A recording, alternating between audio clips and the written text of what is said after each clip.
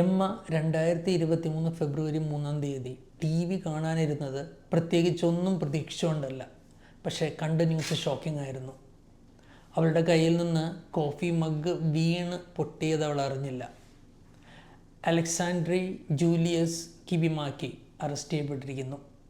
അവളുടെ ഏറ്റവും പ്രിയപ്പെട്ട കൂട്ടുകാരിയുടെ കൊലയ്ക്ക് പുറകിലുണ്ടായിരുന്നവൻ.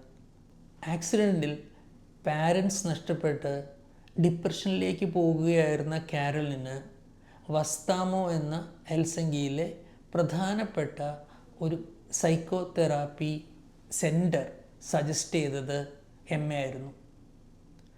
കോവിഡിൻ്റെ നടുവിലും കാര്യങ്ങൾ ഭംഗിയായി നടന്നു പോവുകയായിരുന്നു.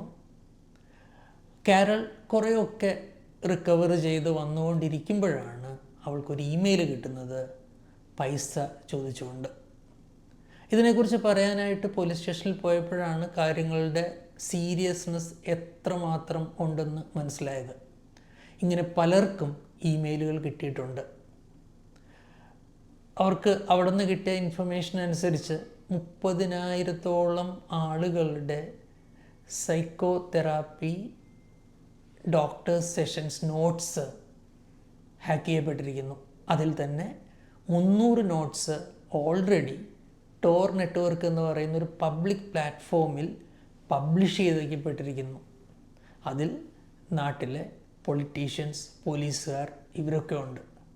ഈ നോട്ട്സിൽ സൂയിസൈഡ് അറ്റംപ്റ്റ്സ്, വിവേകേതര ബന്ധങ്ങൾ, ഇങ്ങനെയുള്ള കാര്യങ്ങളെക്കുറിച്ചുള്ള എല്ലാ ഇൻഫർമേഷൻസും ഉണ്ടായിരുന്നും കൂടി ആലോചിക്കുമ്പോൾ ഇതെത്രമാത്രം സീരിയസ് ആണെന്ന് മനസ്സിലാക്കാവുന്നതേ ഉള്ളൂ.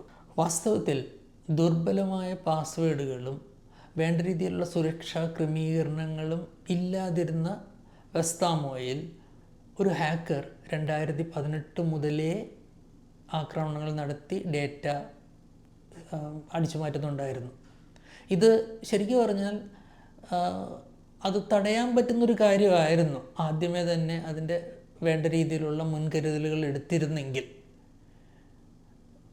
ഏകദേശം 40 ബിറ്റ്കോയിൻ എന്ന് പറഞ്ഞാൽ €500,000 ആണ് റാൻസം മണിയായിട്ട് ഹാക്കേഴ്സ് വെസ്താമോയിൽ നിന്ന് ചോദിച്ചത്. ആ പൈസ കൊടുക്കാനില്ലായിരുന്ന വെസ്താമോ അത് ഡിനേ ചെയ്തു.